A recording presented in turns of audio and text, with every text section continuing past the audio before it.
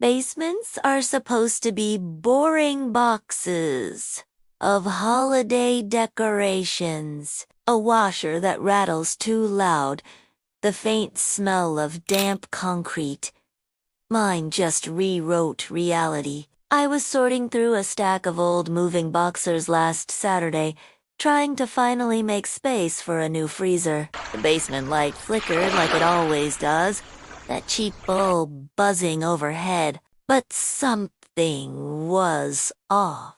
The air felt colder, as if a draft had snuck in from nowhere. Shifting a heavy box against the far wall, I noticed a faint outline etched into the concrete, an outline that shouldn't have been there. At first, I thought it was just water damage, but as the dust cleared, my breath caught. A wooden door stood in the wall where only bare foundation had been. The wood was dark, almost black, with grain patterns that swirled unnaturally. The hinges looked ancient hand-forged iron, blackened with age. The knob was antique like any I'd ever seen.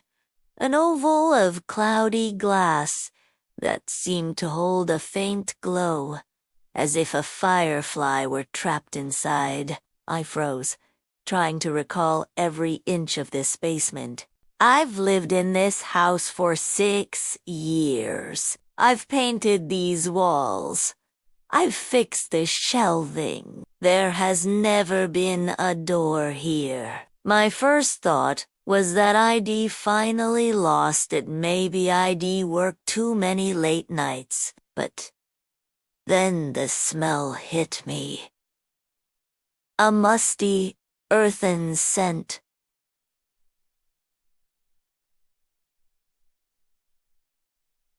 Like a cellar untouched for centuries, leaking through the cracks around the frame, and with it came something else, an almost metallic temps, like old blood on rusted iron. I backed away, heart thudding. The overhead bulb flickered harder, casting jittery shadows that made the basement shelves look like hunched figures. Somewhere in the walls, the pipes groaned a low, guttural sound I'd never heard before. The worst part, when I strained my ear toward the door, I could swear I heard the faintest sound from the other side. Not movement, not wind. A voice murmuring, too low to understand, but undeniably human. I whispered to myself, "This isn't possible." My voice sounded small in the hollow basement. The door stayed silent, but as I turned to grab my phone to take a picture, to prove I wasn't... "Chrysia?" Soft knock echoed from the other side. "Just one." Sharp, precise. I dropped the phone. Something about that single knock felt deliberate, like an answer to a question I hadn't asked. I should have run upstairs and sealed the basement forever. I should have called someone, anyone, but instead, against every instinct, I found myself stepping closer. The glass knob pulsed faintly, as though it recognized me. Whatever was behind that door was not part of this house, and yet it had been waiting. For the first hour after I found that impossible door, I tried to pretend it was not there. I went upstairs, brewed coffee, and scrolled through social media like nothing had changed. But every sip tasted metallic, and every cheerful photo on my phone screen felt like a lie. The hum of the refrigerator became a low drone, almost like the pipes groaning in the basement, a sound older than the house itself. I reminded myself that this was just a house. We signed the papers 6 years ago, admired the freshly painted walls, marveled at how big the basement was for storage. My partner had laughed and said, "This place feels like it's been waiting for us." Back then, it had felt like a blessing, not a threat. Now I could not shake the thought that the basement had always been waiting for something else entirely. As I replayed memories, small details resurfaced, odd things I had dismissed over the years. The way tools sometimes shifted positions overnight, as if someone had handled them gently. The draft that lingered near the far wall, even when the furnace was running full blast. The time our cat hissed at nothing and refused to go downstairs for weeks, tail puffed, ears flattened. Back then, I had laughed. Now, the memory chilled me. I went back down before dinner, telling myself I just needed a second look to confirm I was not losing my mind. The air grew colder with each step. My own heartbeat was loud enough to echo against the concrete. The door stood as it had before, black wood, ancient hinges, the cloudy glass knob glowing faintly as though lit from some distant, dying star. I crouched and ran my fingertips near the frame without touching it. The concrete around it was wrong. The seams of the wall bent ever so slightly inward, angles that should have been 90 degrees now subtly off, impossible geometry that made my stomach twist. For a second, the edges seemed to ripple like heat haze. A low hum rose from somewhere deep behind the door, soft, almost soothing, but vibrating in a way that felt older than language. It reminded me of recordings of whale songs played backward or the rumble you feel before an earthquake. I whispered, "It's just an old storage hatch." "That's all." But the words tasted like lies in my mouth. I stood there for too long, staring. The bulb above me flickered once, twice. For a heartbeat, I thought I saw shapes in the shadows, vague, elongated silhouettes bending toward the door, like unseen watchers leaning in to listen. But when the light steadied, there was nothing. I turned to leave, forcing my legs to climb the steps.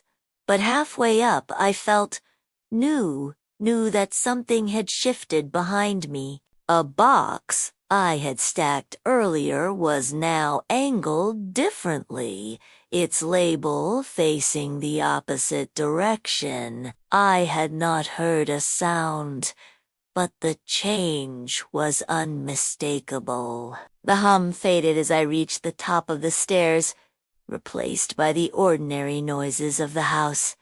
A clock ticking, the furnace kicking on. But the normal sounds felt like a thin mask stretched over something vast and alien breathing beneath the floor. That night, as I tried to fall asleep, my mind replayed the moment I'd seen the door. The wood's swirling patterns hadn't been random. There had been a design too intricate for chance. The longer I thought about it, the more it resembled a map. Not a map of anything on Earth, but of something larger. And as I drifted toward uneasy sleep, a single realization coiled in my chest. That door wasn't new. It had always been there, waiting in a dimension just out of sight, until something maybe me finally noticed. The next morning, the world outside seemed too bright, too ordinary. Birds chirped outside the kitchen window. A neighbor waved as I took out the trash, but all of it felt like a fragile set dressing over something rotten underneath. I could not stop thinking about the basement dole. Every mundane action, pouring coffee, folding laundry, was interrupted by the echo of that low hum and the memory of that glowing knob. By afternoon, The obsession had become unbearable. I told myself it was better to prove it was nothing, a forgotten storage room or some leftover construction oddity than to let my imagination spiral. So I armed myself with a flashlight, a hammer, as if that would help, and my phone's camera. The basement greeted me with the same damp chill. Dust motes floated lazily in the single flickering bulb's light.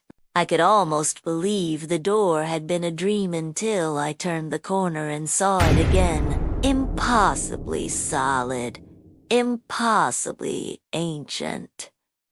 This time, I forced myself to study it. The black wood looked smooth, but felt rough to my eyes, like it was shifting subtly beneath the surface. The grain formed spirals that almost resembled galaxies, their arms stretching outward, endless and cold. As I circled it, I realized something terrifying. The wall's dimensions did not add up. From the outside of the house, that wall should have been solid concrete against the earth. There should have been nowhere for a door to go. I pressed my ear against the wood. Faint whispers swam just below hearing, layered in a language that made my stomach knot. It was not one voice, but thousands, all murmuring at once like an ocean of minds brushing against the edges of reality. I pulled back quickly, nearly dropping the flashlight. The air seemed heavier now, pressing down on me like deep water. My hands shook as I reached for the knob. The glass pulsed again, faint and sickly, like a dying star winking through cosmic fog. I tested the handle. Relief washed over me for half a heartbeat, until the knob twisted under its own power, as if something on the other side had been waiting for me to try. My breath caught. "No," I whispered, stepping back. "But curiosity or something deeper, something pulling up me rooted to the spot." I gripped the knob again, my palms sweaty against the cool glass. I turned it slowly. The hinges groaned like a distant avalanche. The door creaked open just a crack. The first thing I noticed was the air, colder than ice, but dry, carrying the faint scent of dust older than the earth. Then I saw the darkness beyond, not pitch black, but an inky void threaded with faint, shifting lights, like distant stars bending under invisible currents. The hum became clearer now, a deep vibration that resonated in my bones. For a heartbeat, I thought I saw shapes vast, elegant arcs, far away but impossibly huge, like the skeletons of gods drifting in the void. Something moved within that space, slow and deliberate. A ripple passed across the starlit dark, and a whisper clear this time, almost gentle, brushed my mind. "We have been waiting." My hand flew off the knob. The door slammed shut with a thunderous crack that rattled the shelves and sent dust raining from the ceiling. The bulb flickered violently, then steadied. I stumbled backward up the stairs, my heart hammering against my ribs. Behind me, the door stood silent once more, as if nothing had happened. But I knew better. Whatever was on the other side was not a room, not a tunnel, not anything human hands had ever built. It was a threshold, and now it knew I had seen it. Sleep abandoned me that night. Every time I closed my eyes, the memory of the cracked door replayed in sickening detail, the faint, impossible starlight twisting in that void, the hum rattling through my bones, and that whisper, "We have been waiting." I lay in bed, staring at the ceiling, willing myself to think of anything else. Tomorrow's errands, unfinished work emails, the grocery list, but my thoughts circled back, again and again, to that glimpse of infinity beneath my home. By morning, the world outside felt fragile. The sky seemed too shallow, like a painted backdrop. Conversations at the coffee shop sounded rehearsed. Even my own reflection in the bathroom mirror felt slightly delayed, as if I had blinked, and it had blinked a fraction too late. At work, I misfiled reports and spilled coffee across my keyboard. Colleagues asked if I was okay. I lied and said I was tired. But how could I explain that my basement door had cracked open into somewhere that should not exist? That something had spoken to me without words. I told myself not to go back. I told myself to nail the door shut, to seal the basement and never set foot there again. But each attempt at normalcy the drive home, dinner reheated in the microwave, was like wearing someone else's life. The memory of that faint, shifting starlight pulled at me. By evening, the whispers had followed me upstairs. Not loud, barely more than a suggestion beneath the hum of appliances and the distant traffic, but they were there. Sometimes, if I held my breath, I could almost make out syllables curling at the edges of perception. That night, I dreamed. In the dream, I stood barefoot on an endless plain of smooth black stone. Above me, the sky swirled with colors I cannot name, hues that scraped against the edges of sanity. Vast silhouettes moved far overhead, impossible geometries folding in and out of themselves, their outlines bending like living constellations. One of them tilted, if tilting is even the right word, toward me. I felt its attention like gravity pressing against my chest. And then, without moving its non-existent mouth, it spoke again. Closer. I woke with a gasp, drenched in sweat. My alarm clock blinked 3:33 a.m., a time I swore had been to 10 just moments earlier. The whispers were clearer now, rising from the floorboards, coaxing, promising. I paced the living room, running my hands through my hair, whispering no, no, no, like a mantra. But even as I said it, my feet found their way to the basement door. The stairwell loomed before me, yawning black. The bulb flickered once, and for a heartbeat, I thought I saw faint starlight leaking through the cracks beneath the basement door, as though the entire foundation could not contain what lay beneath. I stood on the top step for a long time, every rational thought screaming at me to walk away. But something deeper, hunger that was not mine, pulled me forward. Halfway down, the hum started again, soft and low. My chest vibrated with it, a resonance that felt like a heartbeat not my own. The whispers layered themselves, not outside my ears but inside my skull, a chorus of patient voices.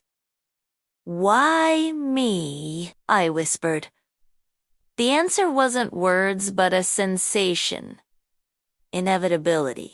I reached the bottom, my hand brushing the cold concrete wall for balance. The door waited, silent now, but its presence was suffocating. I could feel it watching, or not watching, but knowing. For a moment, I imagined ripping it from the wall, burning it, burying the pieces miles away. But even as the thought formed, I felt a surge of alien amusement ripple through my mind.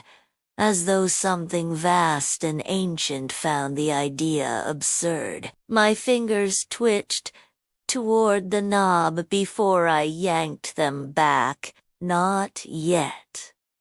Not tonight. But I knew I would return. As I climbed back upstairs, the house felt thinner, the walls flimsier, as if reality itself had been stretched taut over a void too large to comprehend, and in the edge of my hearing, a single whisper lingered, a soundless promise that burrowed under my skin.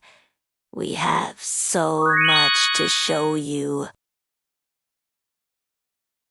I spent the whole day pretending the basement did not exist.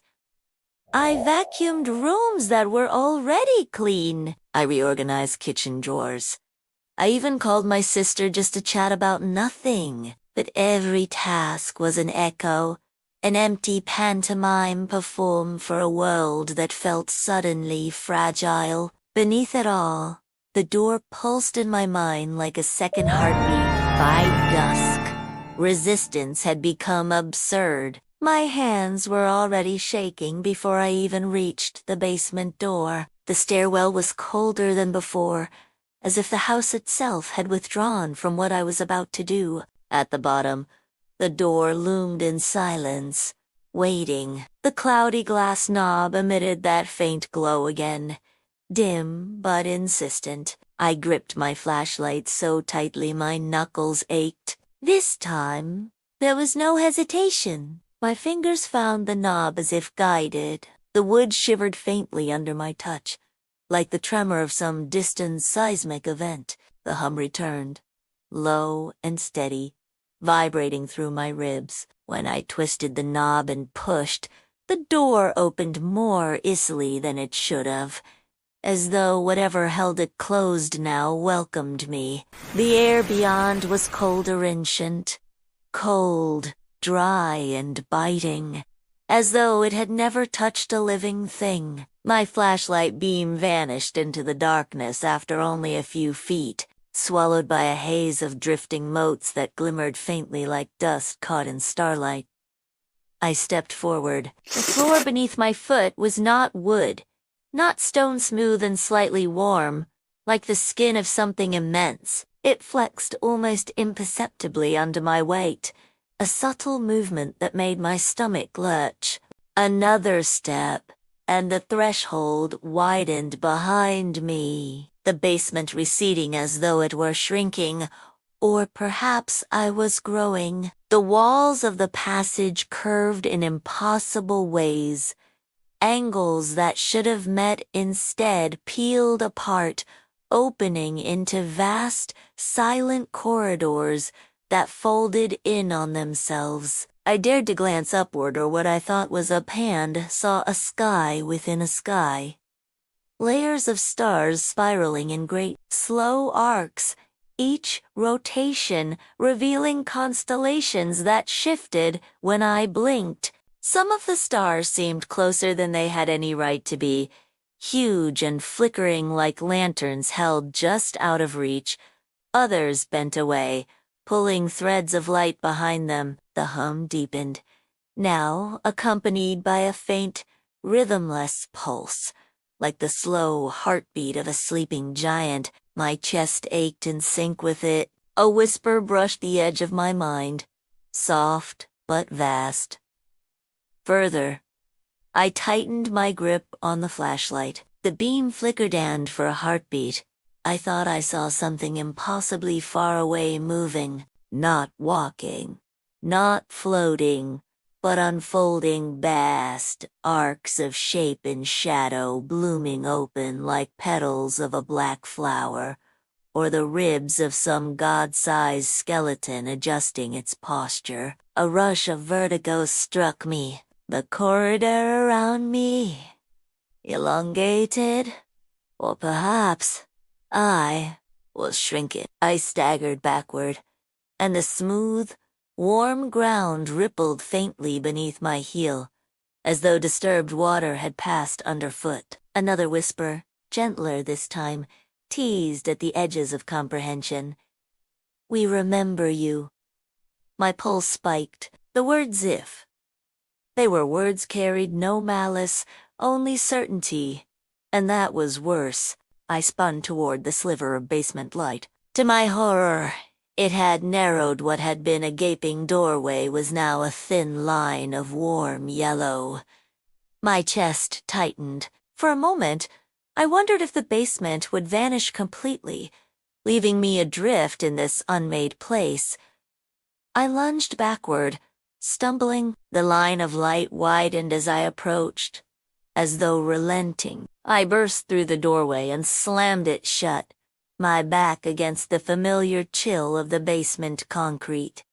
The hum ceased instantly. The bulb overhead flickered once, then glowed steady. The shelves, the washer, the familiar clutter-all. Ordinary again, but the door stood unchanged, quiet and patient, as if nothing had occurred. I stood there gasping, flashlight trembling in my hand, and realized two things. First, whatever was beyond that door was alive in a way that made everything I knew seem like a sketch. And second, it had noticed me. I told myself I could forget. The morning sun streamed through the kitchen window like nothing had happened. The smell of coffee, the sound of distant traffic, ordinary, reassuring, but everything felt like a cheap imitation of itself. A prop world hastily rebuilt. After a disaster? At first, the changes were small. The clock on the microwave skipped backward by a second while I watched. My favorite Mugda, one with the chipped handle, had the chip on the wrong side. The family photo on the fridge seemed ever so slightly different. My own smile was tighter. My sister's eyes looked wrong, as if someone had drawn them from memory. I told myself it was stress, lack of sleep, lingering adrenaline. I turned up the television volume. The house with noise, but the voices beneath the noise persisted. In the whisper of the heating vents, in the faint hum of the refrigerator, always that layered murmur, urging, coaxing. By evening, the sky itself betrayed me. As the sun set, I caught sight of a star low on the horizon, brighter than Venus, pulsing with a faint reddish light. I had never seen a star in that position before. When I blinked, there were more tiny, unfamiliar points of light forming constellations I did not recognize. Walking through the house felt like moving through a stage set.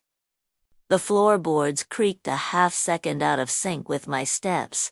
Doorways seemed narrower. At one point, I stood in the hallway and swore I saw faint motes of starlight drifting in the air, vanishing when I turned my head. I tried to distract myself streaming videos, scrolling social media, but I could not focus. Words on the screen would blur, the letters rearranging themselves into symbols that hurt to look at. I shut my laptop, heart pounding.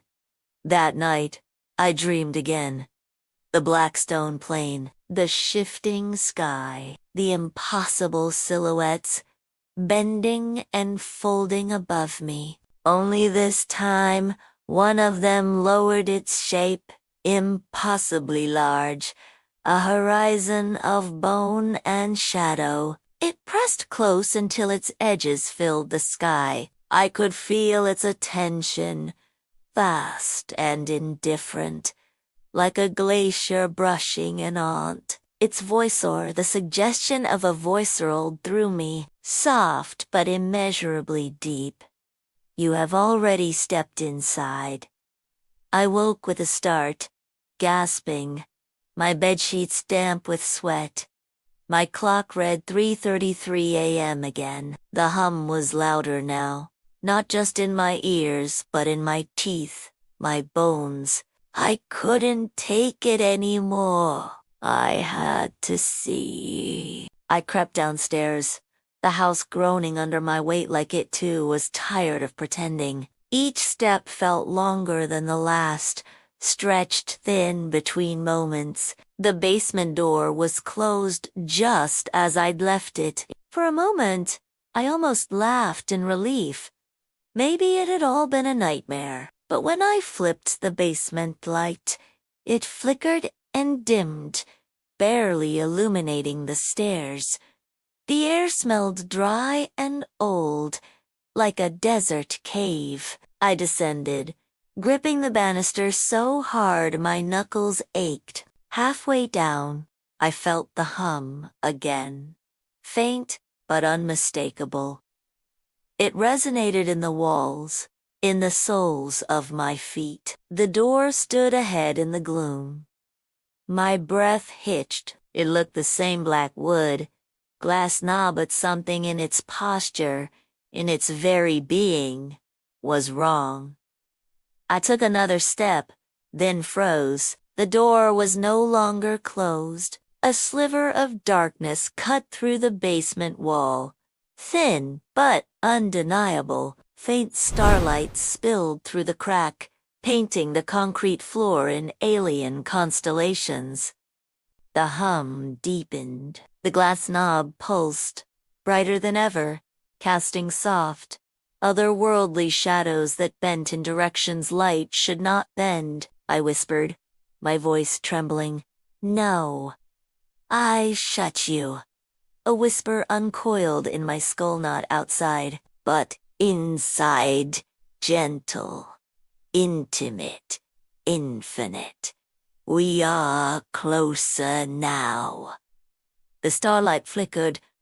The crack widened a hair's breadth for one impossible moment. I thought I saw a horizon beyond the doorway, a black plain stretching forever, and something vast, shifting against the stars, bending reality around it like fabric. The hum surged, vibrating through the basement shelves, through my ribs. Dust rained down in slow motion, each particle catching the alien glow. I stumbled backward, my heel catching on a step.